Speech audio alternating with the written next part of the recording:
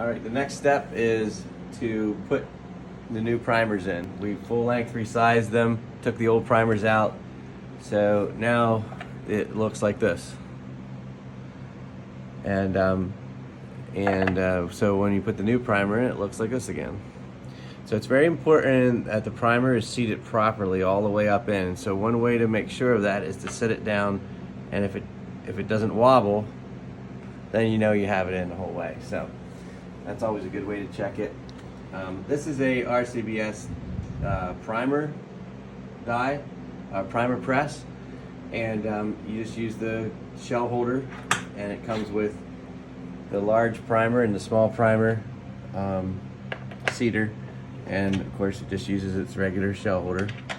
You put the primers up in here, use a primer box like this, dump your primers out on it, whatever's turned the right way, through this little nozzle. It has of course a large and a small, but through that little guy there, you have the primers there, and you can just pop them up through and they line them up, and then they come out the bottom here.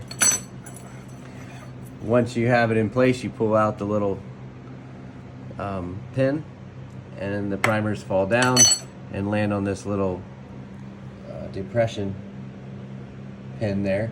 And so I'll show you here real close. Put that in there. Got our shell holder in there, so we go bam, and there sits your primer.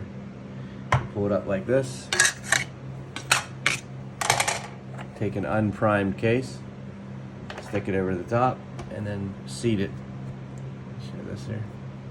Seat it down until it's good enough. Lift back up, and there's your primer. Set it down and make sure it doesn't wobble. Good.